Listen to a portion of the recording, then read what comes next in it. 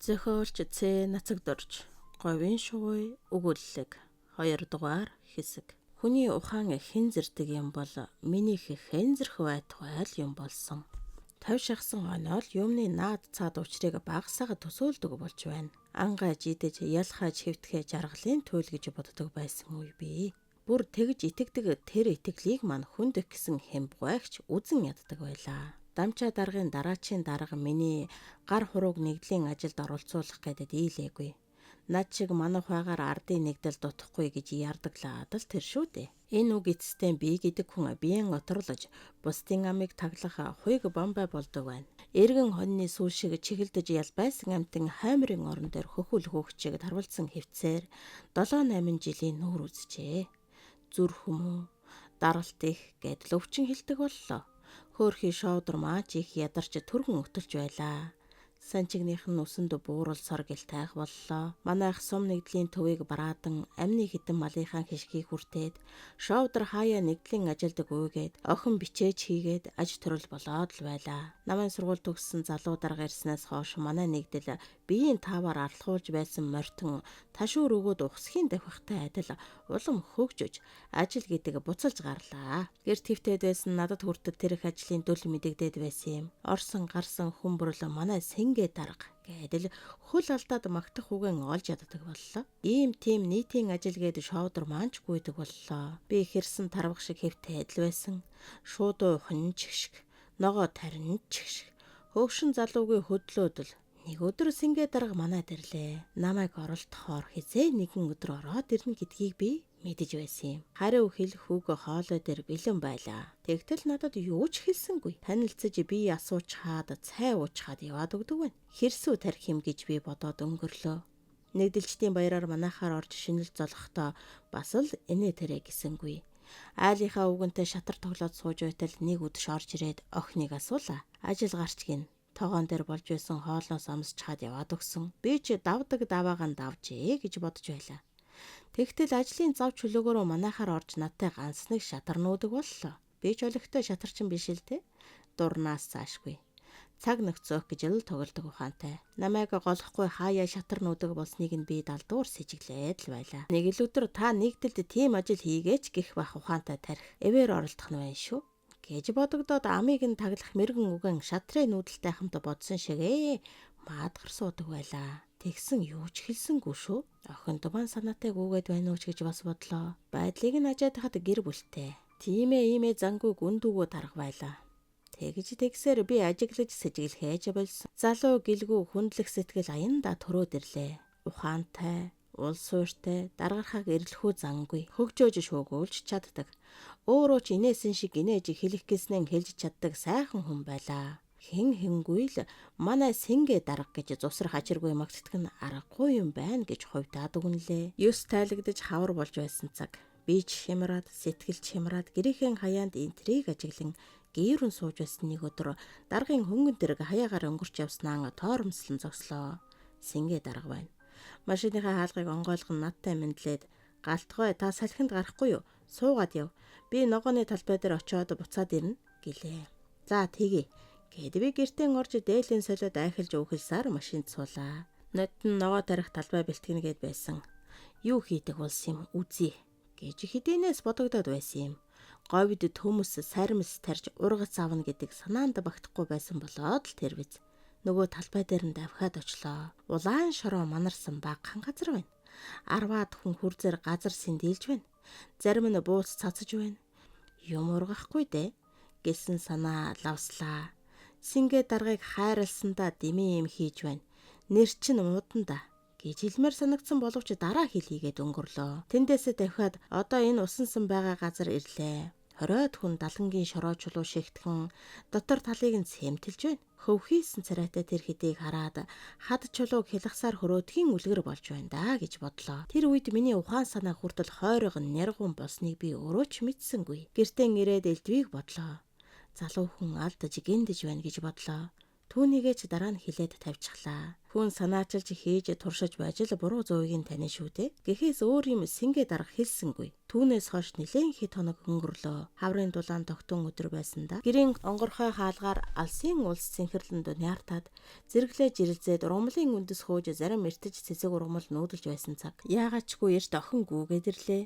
Сумын төвийнх нь нөгөө талбайд төмөсний үр суулгах юм гинэ. Тэгтэлч даргын машин давхиад ирлээ. Охин яаруу санд руу ажлын хувцас өмсөд гарлаа. Би чараас нь дагаад гарсан. Машин дотор 2-3 хүн сууж байна. Дарга өрөөж байж байна. Намайг хараад мэндэлж өнөөдөр сайхан өдөр байна. Та салхинд гарахгүй юу гэлээ. Эсхий хийхэд нохоо хэрэггүй гэж хэлчих шахснаа төмөс яаж таридгийг харъя гэж сонирч зан хөдөллөө. Машин цуугаад нөгөө газараа манаргаад буулаа. Хүмүүс нэг эгнэж зогсоод урд сэндэлж зөөлөлсөн хөрсийг хурцээр гიშгэн үрийн төмс болж байна. Сингээ дарга ингэ тэг гэж зааварлан заримд нь яаж газар ухаж яаж болохыг биеэрээ зааж байна. Би талбайн захад хараад л сууж байлаа. Удсан чүгээ дарга жолооч бидгээр машиндаа суугаад хөдөллөө. Холч явсангүй дарга жолоочтой зогс гэд машинаас буулаа. Шуудууны хоёр талаас хаашаан 20-30-аас хэтрэхгүй алд газар сэндээлж буудсадсан байна. Ногооны талбайг хойтонгоос энэ хүртэл өргөх санаатай юм. Юм ургах эсхийг энэ жил туршаад үзье. Алив нөгөө хурц үрийн төмс гаргаад ир гэж жолоочтой дарга хэлж байна. Би машинаас буугаад бас л газар ялхаагаад суучлаа. Дарга жолооч хоёр газар ухаад л үрийн төмс булаад л байна. Шуудаа төмс дундаа өнгөрлөө. Дарга хүн хүртэл хөдөлж байхад би хэн болоод ингэж нойтон арс шиг ялпиж суудаг вүлээ гэсэн бодол толгой дотор эргэлдээд нэг мэдхнээ тэр хоёр дээр очисон байлаа. Та яах вэ? Сууж вэ? Бид хоёр одоохон дууслаа гэж дарга хэлж байна. Би шуудатай төмснөөс авч хормойлоод айхалж өөхөлсаар тэр хоёрын ухсан газар төмс чулуудлаа.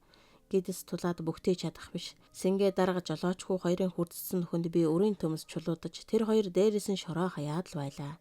Цаг гаруй болоод ажил дуслаа. Хагас шуудай төмсч нөгөө газраа яг таарлаа. Би ядарсангүй.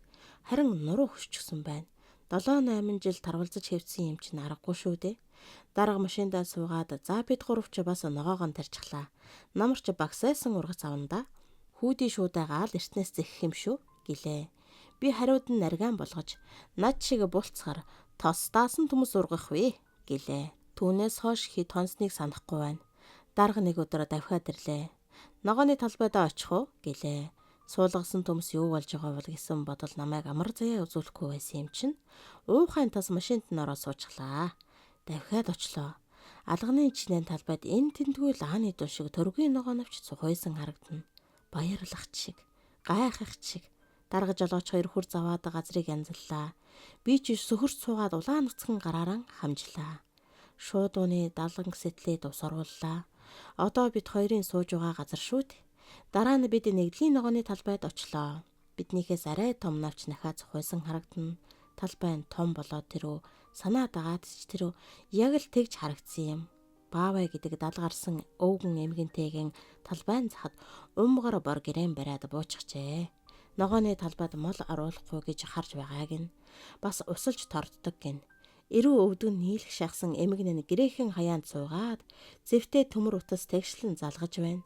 Ногооны талбайг тойруулаад шон хатгаж төмөр утас татаж хаших юм гин.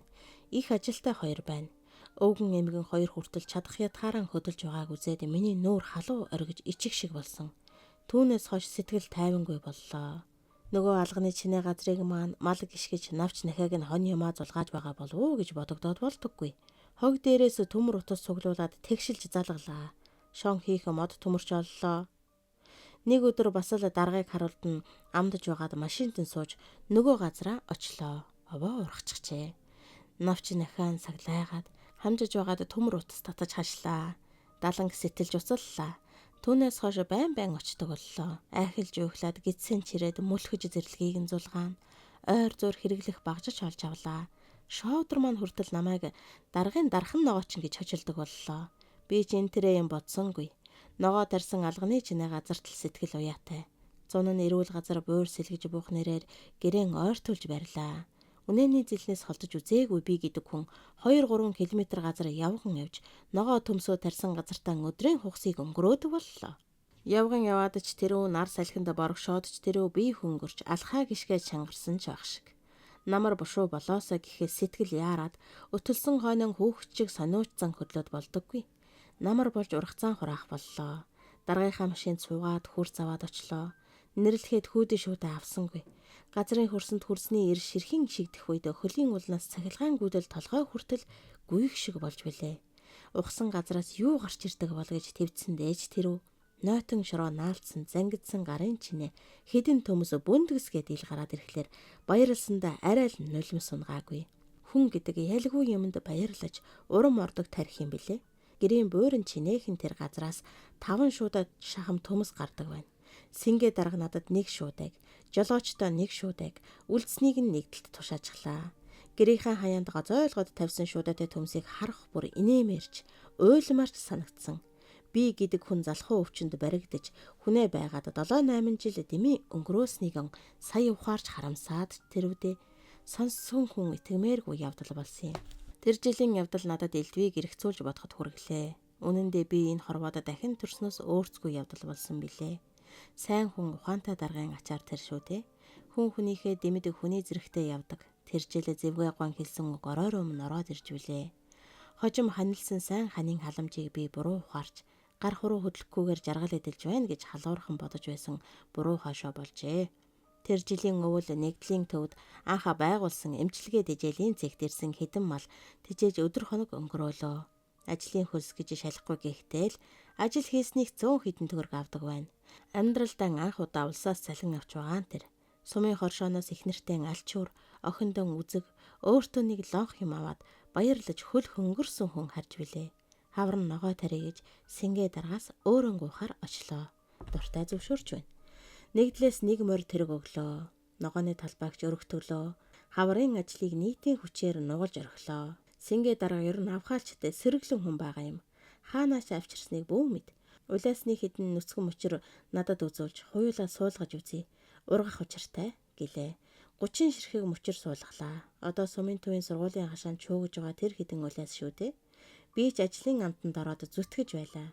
Би гэдэг хүн үгийн хүүхэд байхын лазан тарих байж л дээ. Бүгс хүндтэй юмд сүүл барих санаатай. Айлгэр толгойлох болоод арай дээрдсэн. Одоо хуучин галтаас хөгшин биен л үлдлээ. Залхуу өвчин тусаад өөх махандаа боогдоод хөдөлж чадахгүй байсан нь хаа байх вэ? Нэгдлийн ногооны талбайд ажилдаг жил тэр их өөх хаалж шувтраад дууссан. Би хөнгөн ухаан саруулсаад сайхан болсон. Зүрх даралтч гэж ярхан болоод хэдэн жил боллоо. Хөдөлжил байвал хүний бие чангараад байх юм. Сингээ дарга олон хүнийг өөд татсан хүн дээ. Манай нэгдлийн нэрийг улс даяар дуурсгасан намын шин даалгавар томилт аваад өөр аймагт явахынхаа өмнө энэ улаас тарсан талбайд сингээ дарга ирж модны сүудэрт надтай нилээд ярьж суусан. Ярилцагч гэж те. Сингээ даргаал манай нэгдлийн ирээдүйн тухай, жимсний цэцэрлэг бий болгох тухай л өөрийн бодож төлөвлөж явснаа намайг голохгүй ярьсан юм. Тэр үед би та намайг хөдлөх онсыг нарийн бодож олсон доо гэж нарийн болгоод хэлээд тавьчихлаа. Тэгсэн чинь сингээ дарга надад баярлаж талархснаа илчиж намайг бүр твдүүлчихсэн юм. Та нэгдэлтэй ажил хийдэг болсны ачаар дэл сул явдаг олон сайхан залуу таны жишээгээр ажил хөдөлмөрийн амт шимтгийг үзэж зөв замдаа орсон гэдэл ярьлаа. Надад ч хэлэх юм олдсонгүй. Дэмэл нүрэн улайлгаж хөлсөн гоожуул суулаа. Сингээ даргын явдаг жилийн хавар энэ талбайд улаасны 5,000 ширхэг мөчөр бас захаар нь шар хуйс бургас суулгасан юм. Одоо сайхан ургаж байна. Жилд нэмж суулгасаар байгаад одоо 2 түмэн улаасны суулгацтай боллоо. Суулгац авъя гэсэн нэгдэл манай энэ хавьд олон бий. Манай аймгийн дарга нар ирээд аймгийнхаа төвд хүртэл аваачиж ургуулах тухай ярьцгаас. 3 настайг нь 10-аад төгрөгөөр, 5 настайг нь 10 хэдэн төгрөгөөр үнэлээд л байгаа. Энэ намар эрх хавар нэг түмийг нь худалдах тухай нэгдлийн зөвлөлийн шийдвэр гарсан. Бид ч бас хойтон хавар 2 түмээс наашгүй шинэ суулгац тарих санаатай. Болж өгвөл тоог нь улам ахиулна. Суулгац гэдэг нэрээ нэлэх хөвчгөл арчилгаа ихтэй. 7 сарын ихээр шовдортойгоо хамт Улаанбаатар орж улсын наадам үзээд ирлээ. Нэгдлийн зардлаар бас эхнэрээ дагуулад шүү. Шовдор маань надаас дутуугүй баярлсан да. Нэгдэлдээ сайлчин болоод залуучуудтай уралдаад л байгаа. Бид хоёр ч саашаал шагналаа соцорхон болоод байгаа шүү. Охин маань гэрлээд тусдаан айлгэр болсон. Удахгүй эмгэн бид хоёр 3 дахь ачийнхаа бараага харахтагаа. Өтлөх насан дээрээ би өөдөлж явна гэхэд хэлсдэггүй. Нэгдэл маань надад хэрэгтэй. Би ч нэгдэлтэн хэрэгтэй хүн юм аа. Ер нь тэгээд ардаар дутдаггүй улс, хүнээр дутдаггүй нэгдэл гэж хаа байх вэ? Ухаан муухарч тамир тэнхээ тасартал бас хэдэн жил бий гэж бодож байна. Хүний бие санаагаан гүйцэх биш. Гэхдээ сансан санааны зах зуух нүдэнд харагдахад гарта баригдахаар биелээд ирэхлээр хүн урмашдаг юм байна. Говьд маань хангаан мод ургаж, алим жимс алаглан дэлгэрхийг хөгшин бие нүдэрэн үзэх хувьтайгаар барахгүй. Улам өргөжин хаяа тэлж байгаа цэцэрлэгийн үрийг суулгалцаж, шав сүрийг нь тавилцсан юм шүү гэж бодоход сэтгэлд уйг байдаг юм. Гутарсан чигээрэн гутраад, уруутсан чигээрэн уруутсан бол юунд хүрэх байсан бол? Одоо санахаас толгойн ус өрөвс хийж айхт шиг болдог. Хүн хүнийхээ дэмэдэг хүний зэрэгтэй явна гэдэг айхтар онсон үг шүү. Сайн хүн сайхан даргын ачаар л миний нүд нээгдэж мунхаг ухаанд минь гэрэл гэгээ туссан юм да. Сингээ дарга маань манай нэгдлийн нэгдэлчдийн баяр алгасалгүй нийт олондоо баярын захиа ирүүлдэг. Хүн бүр захиа бичиж суух завчлаа хаа байх вэ? Манайхан ч хариу захиа бичдэг. Би гэдэг хүн олонтойгоо нэр хамтруулаад л нэг их том хүн шиг захидлын доор галт гэдэл гарын үсгэн өмрөөлгөхийг яана. Тосоо оргоож. Өөрөө хуваасаа нэг захиа бичигээд хэдийнээс бодоод бодын шир дөрөв гихчээр санаанаас цаашгүй. Тэгээд л танд төв удаж байгаа маань. Үүрийн шаргалт хуяана галтгайн үрчлээтэй дүгрэг нүүр зис цутгамлаад л улайран харагдана. Шүрмөслөг бахим гаран өвдөг дээрэн тавиад зулцган улайсан шугуй тийш төрсөн үрэн хайрлах эцэг хүний дулаан харцаар ширтэн мишээж суна.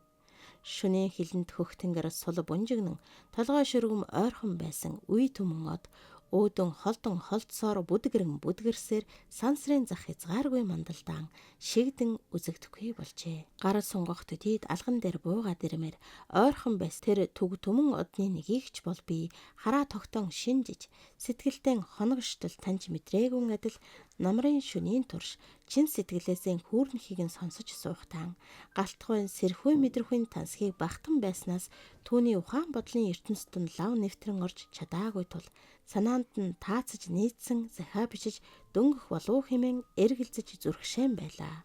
Сувгийн ёроолд тунаад усны урсгал хаасан элс лаг шаврыг галтгой хүрзээр зайлуулж цэвэрлээд зулцган шугуй дундуур намайг дагуулan цааш алхлаа. Түүний алхаа гიშгэ гар биеийн хөдөлгөөн үг ярианд өөртөө итгэлтэй шинж сансан зорсондоо хүрэх зориг хүсэл төгөлдөр байгаа нь илт ажээ. Өглөөний сэвшээ салхинаа зулцган шугуй намуухан шуугна. Говийн уудам цэлгэр мандал тийш өнгөж мэлсхийн мандсан тунгалаг наран доор уй түмэн новногоон дөл улалзан тэнгэрт тэмүүлэх аваа. Амьсгаалж ханашгүй сэрүүн тунгалаг уураг тарих бие цогцсыг сэрээсэн анхлуун сайхан агаарт өмбөн явсаар улайсан шугуйн цаад хаяанд бит хоёр хүрлээ. Түүнээс цааш алимын мод жимсний буцхөөг үргэлжлэнэ. Шугуйн өмнө биеэс залган нэгдлийн ногоон талбай байна. Ногооны талбайн цахад буй хоёр гэрийн яндангаар шингэн цэнхэр утаа игц дээшин суунаглан. Хойхон талд нь галтгойн дан модон байшин харагдана. Галтгой эргэн тойрноо эзэн хүний нүдээр ажиглан сэтгэл хангалуун мишээгээд. За энэ миний хувийн газар. Хувийнх ч юу байх вэ? Нэгдлийн маань нутгийн алга дарам газар л да. Энэ жижигхэн цэцэрлэг бусдаасаа ялгарх юм огт байхгүй. Харин миний хувьд их дурсгалтай. Нөгөө миний хэлдэг гэрийн буурин чинээ газар шүү дээ. Манай агрономч хөө үүнийг галтгойн цэцэрлэг гэдэг юм. Энэ өндөр ургасан өтгөн навчтай улайсыг болжмаагаан дурсаж шоудер бит хоёр тарьсан юм. Дэрэгдэн байгаа 3 настай улаас талигч хүүгийнх. Харин энэ хурц ногоо навчтай Сибирийн улайсыг сингээ дарга бит хоёр сайхан нөхрөлсний дурсгал болгож тарьсан юм. Хуйлаа дурсгалын мод тарья гэсэн чинь сингээ дарга хүүхэд чиг баярлсан шүү. Эндээс явдаг өдрөө давхиж ирээд өөрөө усалж заа галтгой минь. Дүү чинь ингээд тантай ураг төрлөөс өөрсгүй ах トゥ болж мөнхөрлөө.